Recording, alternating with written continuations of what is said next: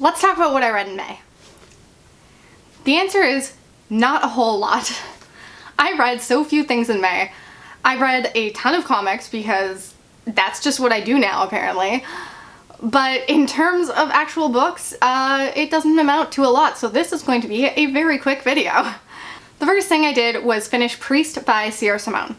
I started reading this forever ago and then I just put it down and never got back to it. I love the Thornchapel series by Sierra Simone, and so I wanted to try other stuff by her. I knew that Priest was really popular by her.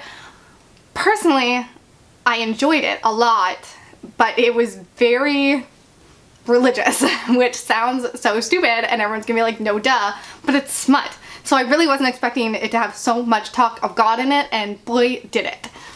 This is about a girl who kind of comes to town. She's trying to get away from her old life, and she goes to the church, because, you know, she's trying to find meaning. And basically she ends up falling in love with the priest ends up falling in love with her, etc.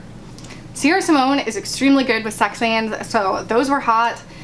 So much of the beginning when they're kind of trying to seduce each other, but like they're not hooking up yet, was very, very sexy. But there was just so much talk of God, I couldn't get into it. I was like, this is not what I want in my smut. One of the aspects I did enjoy though is that he's a normal guy, he's a priest, but he enjoys really rough sex. So like when they get together, like it's intense, but they don't make it this thing that boils over into their relationship, which I love, because so often in these types of books where the love interest likes sex, he also likes being a douchebag, and I don't particularly enjoy that. Well, actually, that's not true. I do enjoy that in my dark romances, but I would enjoy to have a little variety as well. So having an actual nice guy who likes the rough sex is nice. I ended up giving Priest 4 out of 5 stars.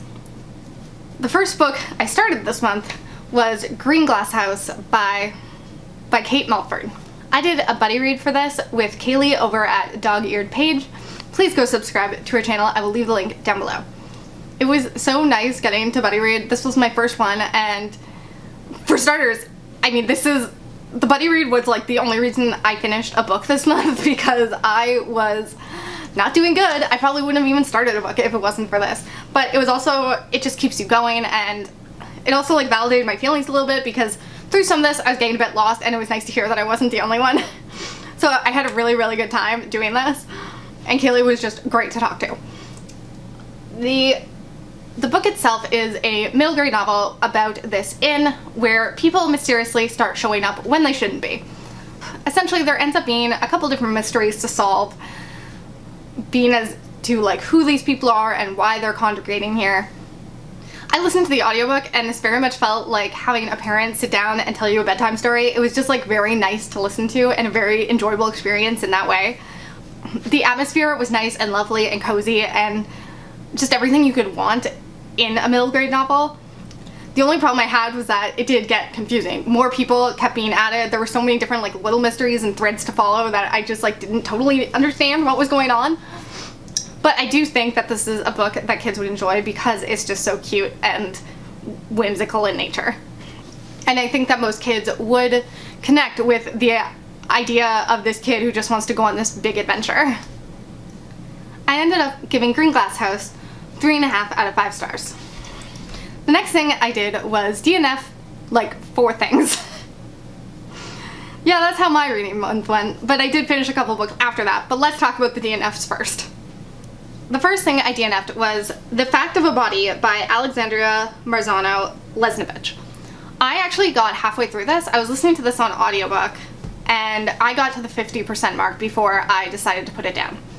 This is a memoir about kind of 2 different things. Half of it is the story of this lawyer who's just growing up and living her life, and her sexual assault at the hands of her grandfather. The other half is about this case she's working on now that she's a lawyer, and this case has to do with sexual assault as well. I just realized after a while, like I'd been listening to this for quite a while, just off and on, and I just realized that I wasn't really retaining any of the information. I wasn't really getting anything from it. So there's nothing wrong with this story, it just wasn't for me. The next thing I DNF'd was The Ritual by Adam Neville. I can't tell you how frustrated I am that I had to DNF this, but this was a horror novel about a group of friends who go on this hiking, camping thing weekend, I guess, because it's like a reunion with their 4 college dudes who, or no, they're 4 dudes who went to college together, I guess, and, you know, they don't get to see each other a lot because now they're grown up and they have, like, responsibilities and shit. But these dudes were just so unlikable. The atmosphere in this book I really liked. I was really, like, in the first couple pages, I was just like, yeah, I'm gonna love this. And then they said the word fat like 800 times, and I was just like, okay, I'm over this. Like, I'm not someone who is like super sensitive to different like triggers or anything like that.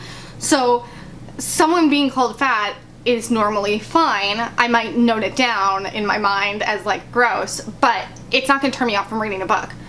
But this was obnoxious. Like, this, especially when they were in this one character's head, he just continuously called the other characters fat pretty much every second sentence. Like, it was on every single page, and I was like, I can't get past this. This is so irritating. I mean, it's disgusting, but also just bad writing. So I ended up DNFing it at 12%. Like, that's how bad it was right from the beginning. So I thought it would end, and it just didn't. So that was enough of that. I am gonna watch the movie because I've heard the movie is like not at all like the book, and I'm hoping drops a lot of that bullshit. So yeah, the characters were awful. The next thing I DNF'd was The Sandman by Neil Gaiman. I ended up reading only 2 issues of this, and they were a slog to get through. It reminded me so much of my experience with American Gods that I just couldn't get through it. It was so boring, and it felt like it was going nowhere, and none of it was enjoyable. So I don't think me and Neil Gaiman are a match. And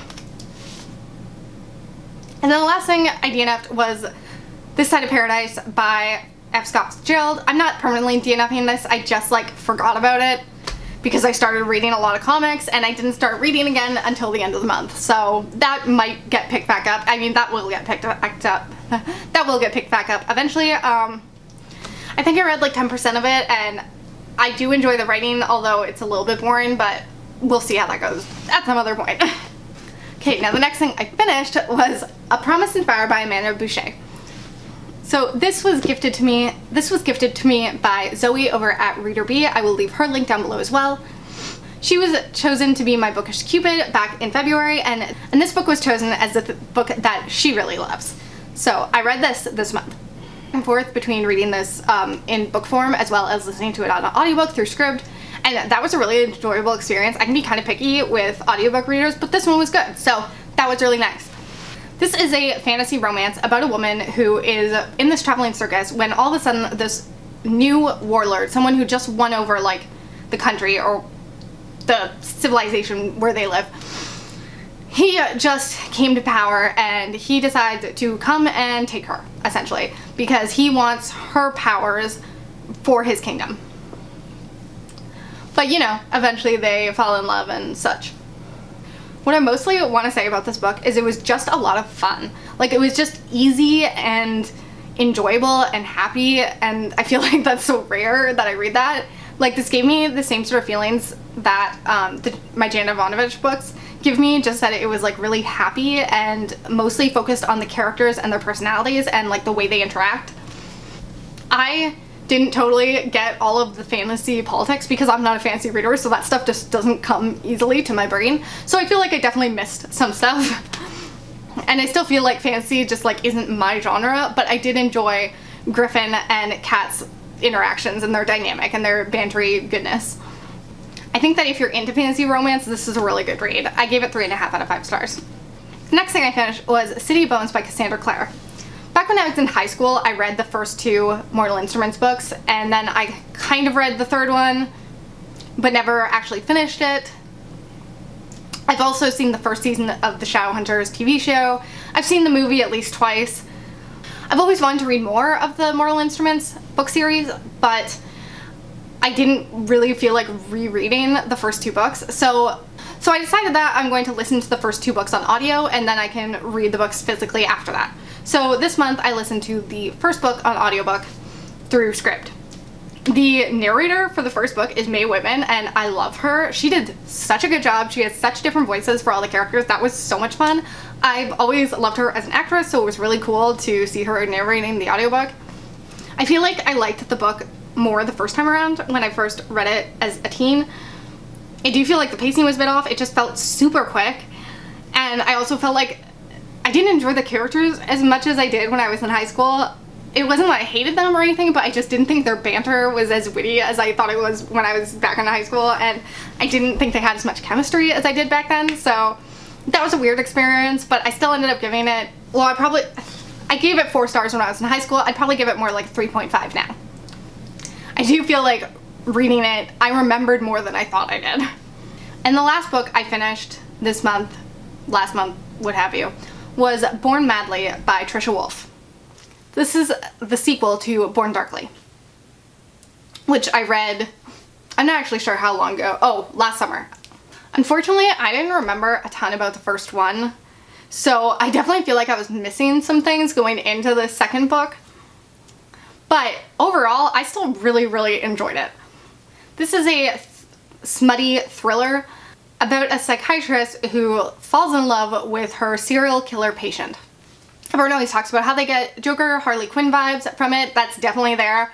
But I would also say that there are huge Saw vibes, being that the serial killer creates traps to make his victims choose some sort of choice, which kills them usually. I overall just really enjoyed these characters. I enjoyed being in their mind and seeing the way they worked and like how twisted they are. I enjoyed that they were super dark and twisted because so often writers want to give us characters that are like a little dark, but like they've got their reasons, and like these characters had their reasons too, but I don't feel like the author tried to say like, see, they're actually good people. Like, no. She said like, no, he's a psychopath or a sociopath, and she's super fucked up. She didn't try to excuse their actions away and give them a super happy ending or anything. Like, these people are killers. I enjoy things that are dark and twisted, and I want to find more books in this vein. It was really interesting seeing them come together, trying to see if they were going to like kill each other in the end.